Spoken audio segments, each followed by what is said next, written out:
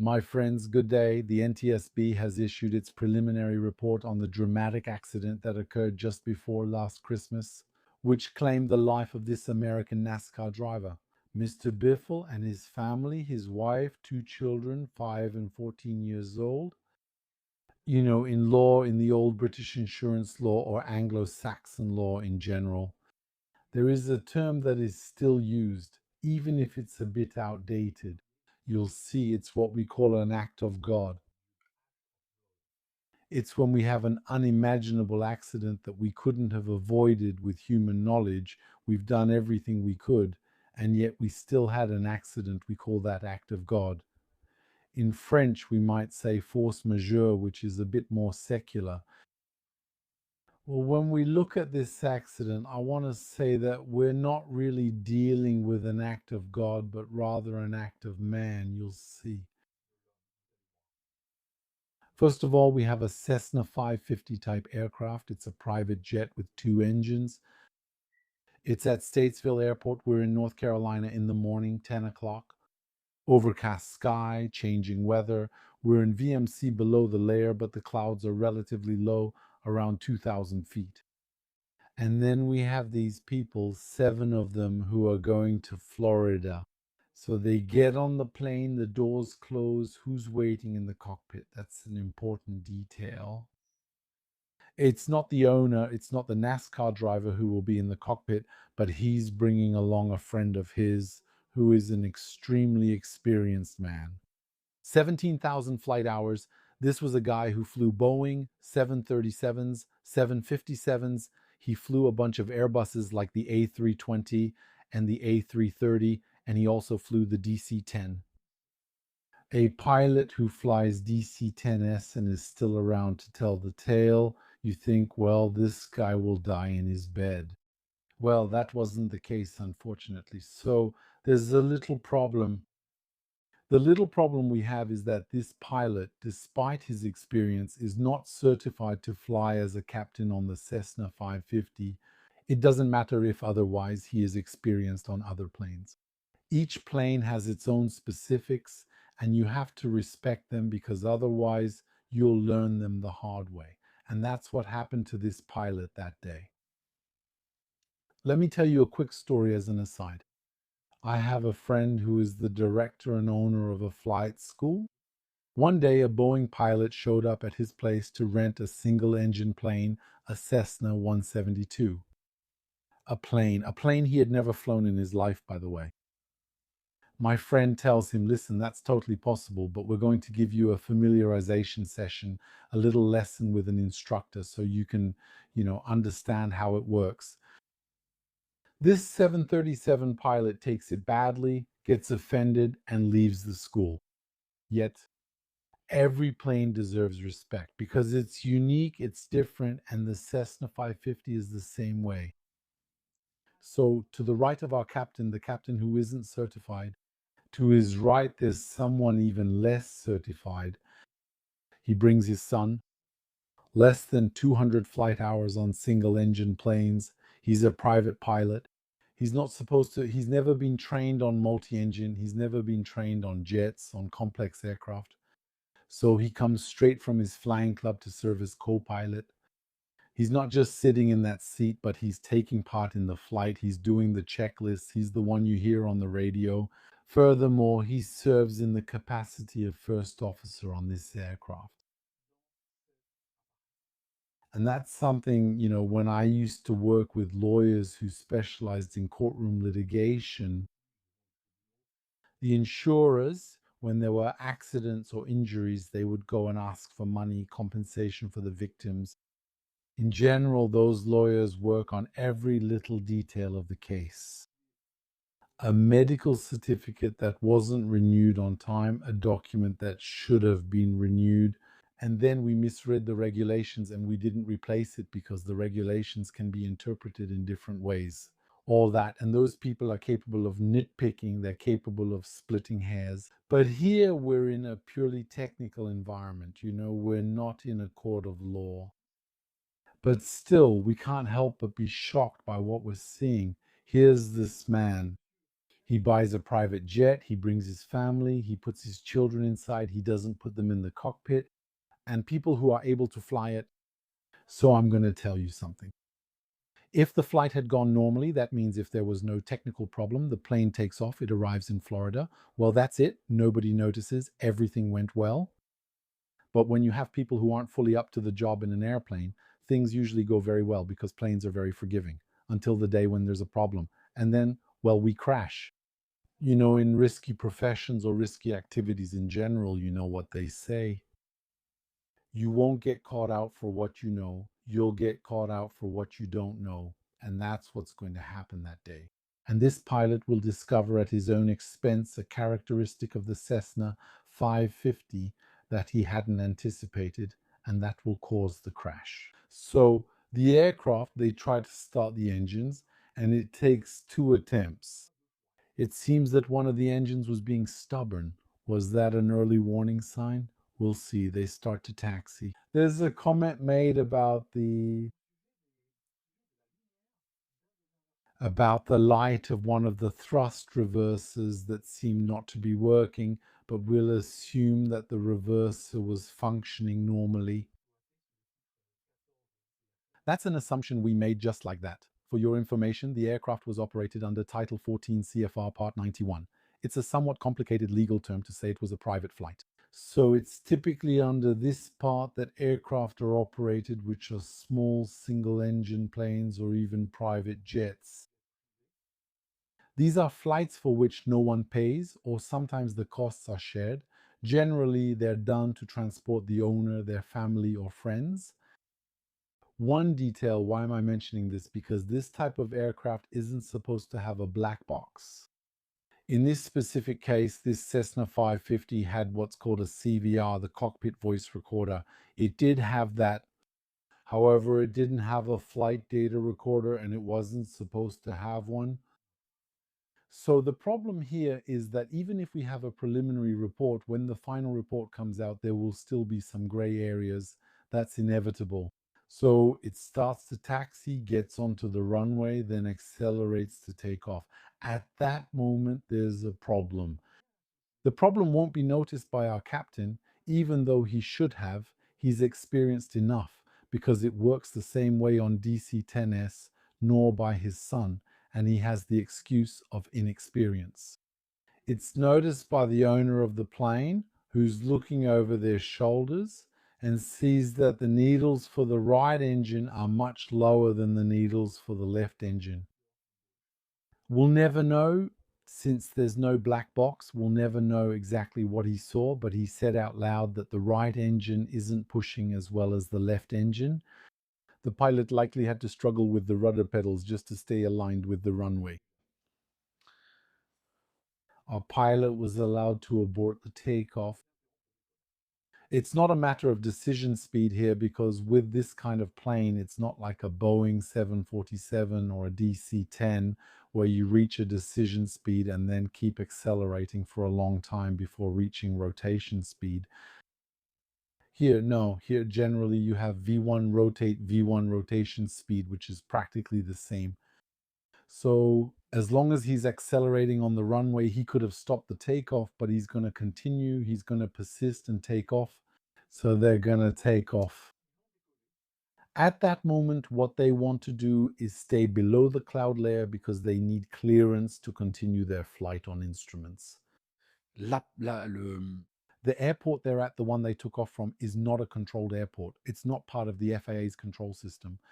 So what you have to do is take off, then call and say, yes, hello, we want to activate the flight plan and all that. And then we're authorized to climb into controlled airspace. They're making a left turn, trying to stay out of the cloud layer. And now several problems are going to arise. The problems are going to come one after another. And it seems that on top of everything I've mentioned, there might also be an engine failure. Plus, there are electrical problems. The electrical problems are noticed because of quite a few things. For example, they have an autopilot that disconnects. Also, when NTSB investigators listened to the CVR, the recorder, they realized that suddenly the quality of the CVR is dropping, that even the quality is really deteriorating. Why? Because in this plane has a direct current electrical system.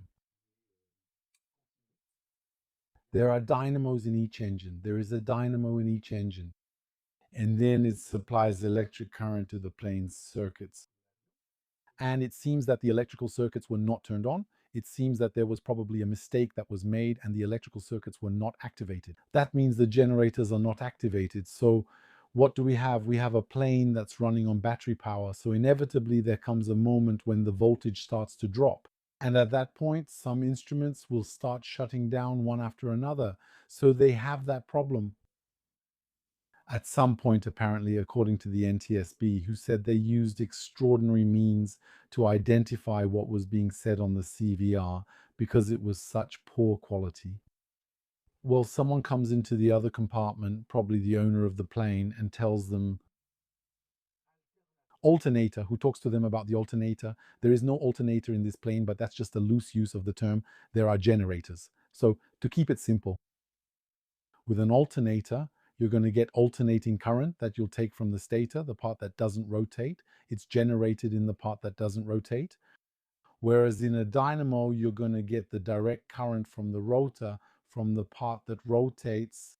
And since you have to get it from the part that rotates, you have to use brushes like this. So he hadn't activated it, it seems. At that moment, a few seconds after talking about the alternator, you see the sound quality improves in the CBR. That means he suddenly says, oops, I forgot. Click. He pressed a button and then suddenly electricity, there was light. They're not at the end of their troubles. The control is transferred to, to the VFR, to the VFR pilot, to the private pilot, to the kid. So the kid on the right, go take control of the plane. And at that moment, he's going to enter the layer, and he's going to climb up to about 4,000 feet, even though he doesn't yet have permission to climb like that. So it's a little surprising. What happens is that they decide to come back because at that point they have a failure, the right engine failure, even though they don't talk about it, but there is a failure of the right engine. Well, they decide to return to the airfield.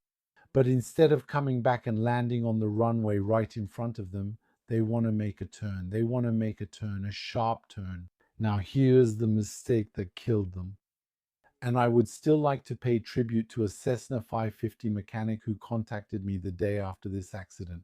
He told me, I think I know what this is about. I'm going to tell you about the Cessna 550. When you look at the documents, when you look at the abnormal checklists, you realize that you have to extend the flaps. Full flap extension isn't allowed during landing with an engine failure, and that's not very different from a lot of airliners. Actually, you only extend them when the landing is assured. That means you're facing the runway. It's this big, it completely fills the windows. It's just a matter of seconds before landing. That's not possible. Two things make it very difficult to go around: having the flaps fully extended and an engine failure. Most planes can't do that, they keep descending. And secondly, for some planes like the Cessna 550, there is, let's say, even if that's not quite the right word, the aircraft is somewhat underpowered, which means that if you have an engine failure and you fully extend the flaps and lower the landing gear, and you begin turning right and left, you won't have enough power with the remaining engine to stay in the air. You're already in an energy deficit, and you'll start losing more and more energy as you go. And that's very insidious. Why? Because you don't notice it right away. If you can't maintain altitude while cruising and start descending, you'll notice immediately. But if you're descending intentionally and you're in an energy deficit, you won't notice it easily because you're already descending. Until the moment when you want to stop your descent a bit, and then you realize you can't stop it. You realize you're going to hit the ground. So I was saying they come out, they say landing gear, and then the flaps, and then we don't know who handled them. Was it him or was it his son? But apparently it was fully deployed. So what happens is they deploy all of that completely. And from there, they enter a phase of invisible energy deficit. So it's descending, losing altitude. It's going to make a pretty sharp 180-degree turn because it's going into the downwind leg. It's turning to come back. So when you turn, you have to bank. Okay, so when you bank, you need energy. You have to add some throttle when you bank. And so if we're aerodynamically disadvantaged, they deployed it, just for your information. They extended the landing gear and the flaps more than 3 minutes before being on final, which is a bit too slow for a situation like this. If we have an engine failure, we really need to wait until we're lined up with the runway. After making the last turn, be facing, be aligned before deploying the drag devices. Because otherwise, maneuvering with an engine out and all that, with the drag devices deployed, it's going to be very tricky, especially on this aircraft. So here's what he's going to do. He makes his turn, and what we notice is that he's losing altitude and speed at the same time. Now, that's a very interesting indicator, because when you lose speed, when a plane descends and you lose speed, well, that's something that means energetically we're in a very bad situation, because normally when descending, you either maintain your speed or even increase it. But if you're descending and your speed is dropping, that's a really bad indicator. In any case, what's going to happen is that indeed, the more he descends, the more he slows down. He turns to face the runway, and now the speed even drops below 100 knots. They're at 99 knots. So what's terrible for these people is that the runway is right there in front of them, except that they see themselves going below the glide path. They're going below this path and they can't catch up to it. He probably had to add some throttle, use the rudder to stay on course. The aircraft is lacking energy. It can't maintain altitude, let alone climb. So what happened is that they kept descending, and honestly, it's pretty terrible because it took them. Honestly, it happened. It probably came down to 2 or 3 meters of altitude, in the sense that they're on the runway axis. They started hitting metal structures. The wings are torn. The fuel is starting to leak, and the plane crashes heavily onto the runway. It didn't crash outside the airport. It crashed at the airport. So it hits the runway centerline light supports. It hits a fence. And then the burning plane is going to hit the runway and comes to a complete stop. They don't have time to evacuate when it hits. The fire is already several dozen meters high. So they are killed, even though this was a plane crash. It's an accident that would have been survivable if they had had the chance to evacuate and get out. But the problem very often with private jets is that people aren't briefed on how to evacuate. It's not like on a commercial plane. They're not briefed. Very often they don't. They don't wear their seatbelts. So if there's a hard impact, they can be thrown, be half unconscious, and by the time they open their eyes, it's too late. So unfortunately, you see, we're not talking about an act of God. We're in an absolutely astonishing situation where we have people who clearly don't have the skills to fly this plane, and it's a flight that was organized so carelessly that it shouldn't have. The chances or risks of it ending badly were extremely high. When the NTSB analyzed the engines on the ground, they realized that the right engine was relatively intact. That's the turbine blade was relatively intact, which means it wasn't spinning at high speed at the moment of impact. That's kind of how you have to interpret it. They also had that during the climb. They had an ITT, which is the temperature between the high and low pressure sections of the turbines. It's a two-spool engine. Well, the ITT was increasing significantly. So that showed that the engine was about to give out there. So there you have it, my friends. It's an accident in quotes, an accident, if you will. Thank you to those who support this channel on Patreon. Without those people, I think this channel wouldn't exist. Thank you. And then I'll see you in a future video.